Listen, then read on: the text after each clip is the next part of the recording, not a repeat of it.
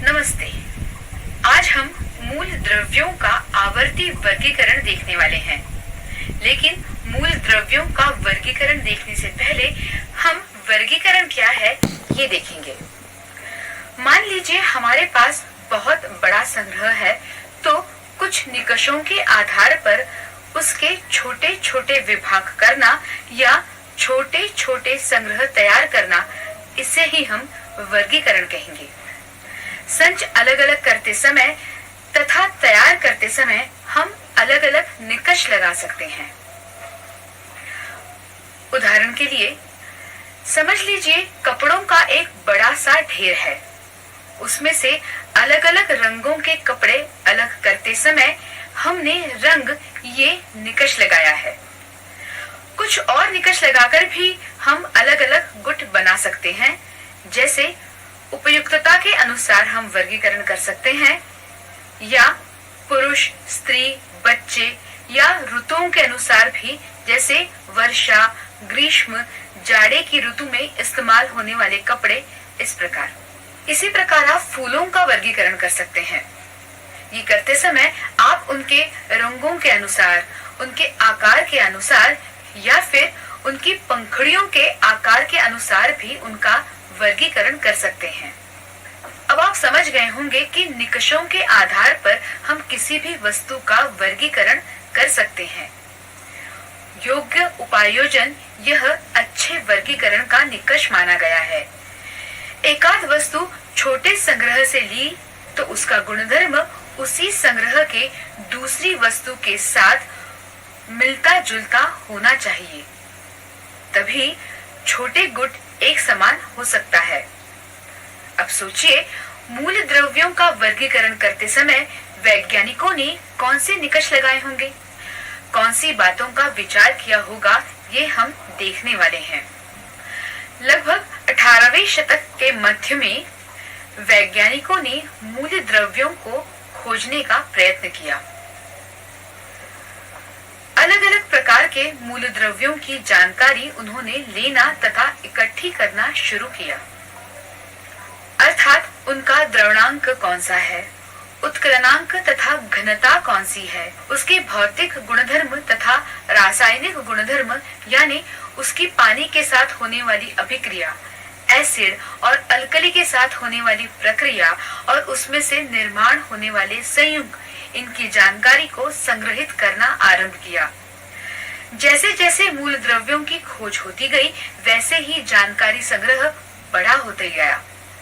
इसी कारण मूल द्रव्यों के वर्गीकरण की आवश्यकता निर्माण हुई, जिनके आधार पर उन्हें छोटे छोटे गुटों में विभाजित कर सकें, जिससे हमें ज्यादा जानकारी इकट्ठी करना आसान होगा।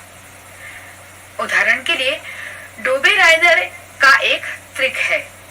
उसमें लिथियम, पोटेशियम और सोडियम है। उसने इन तीन मूल द्रव्यों को एक ही संग्रह में डाला है, क्योंकि उनके गुणधर्म समान थे। ये तीनों धातु नरम है, हम छुरी से उन्हें काट सकते हैं। उनकी पानी के साथ होने वाली प्रक्रिया भी समान ही है, अर्थात वे पानी में तैरते हैं और उनकी पानी के साथ एकदम जलद रासायनिक प्रक्रिया होती है। तो गुणधर्म समान है, इस कारण इन तीनों को, मतलब लिथियम, पोटेशियम, सोडियम, ये त्रिक मानते हैं। इन्हें अणुवस्तु मान के अनुसार लगाया तो लिथियम, पोटेशियम, अंत में सोडियम। डोबेराइनर के मतानुसार त्रिक के मूल द्रव्य को, यानी सोडियम का अणुवस्तुमान लिथियम के अणुवस्तुमान के और अंत के मूल द्रव्य अर्थात पोटेशियम के अणुवस्तुमान के औसत इतना होता है। जैसे अगर लिथियम का अणुवस्तुमान है 6.9 यूनिट, पोटेशियम का अणुवस्तुमान 39 यूनिट है। इन दोनों का अगर हम औसत ले तो वो साधारणतः 23 यूनिट है, और सोडियम का अणुवस्तुमान देखे तो वह भी 23 इतना ही है। यह डोबेराइनर के त्रिक का नियम है। वह कहता है कि मूल द्रव्यों की रचना ऐसी करनी चाहिए कि बीच वाले मूल द्रव्य का अणुवस्तुमान यह प्रथम और अंतिम मूलद्रव्य के अणुवस्तुमान के औसत जितना होना चाहिए। चलिए हम डोबेराइनन के अन्य त्रिक देखते हैं। कैल्शियम, स्टोनेशियम और बेरियम मिलके एक त्रिक है। कैल्शियम का अणुवस्तुमान 40.6 यूनिट है, बेरियम का 137.3 यूनिट और दोनों का औसत लगभग 88 यूनिट, जो स्टोनेशियम के अणुवस्तुमान के नजदीक है, क्योंकि स्टोनेशियम का अणुवस्तुमान लगभग 87.6 यूनिट है। तीसरा त्रिक क्लोरीन, ब्रोमीन और आयोडीन का है, जो हेलोजेंस है। ये सब समान रीति से प्रक्रिया करते हैं, उनकी रासायनिक प्रक्रिया भी समान ही है। यह है डोबे-रायनर का त्रिक। लेकिन ऐसी रीति से वर्गीकरण करने में कुछ त्रुटियां हैं। पहली त्रुटि, साधारणतः 50 मूल द्रव्यों की खोज हुई थी, लेकिन सभी मूल द्रव्यों को डोबे-रायनर की इस त्रिकों में विभाजित करना नामुमकिन हुआ। सिर्फ 12 मूल द्रव्यों को वह त्रिकों में विभाजित कर सका। और एक त्रुटि, कुछ मूल द्रव्यों के त्रिक ऐसे थे जिनके रासायनिक गुणधर्म समान थे, लेकिन ये मूल द्रव्य के औसत के नियम पर खरे नहीं उतरे।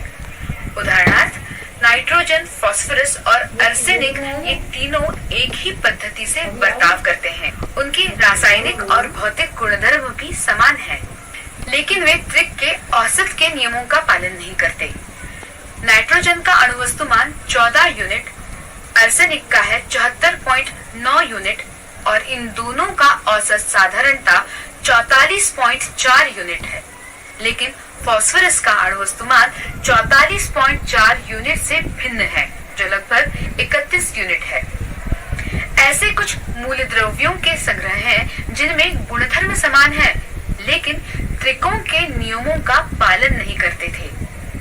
इस कारण यह वर्गीकरण पद्धति कुछ मर्यादाओं के कारण उपयुक्त नहीं है।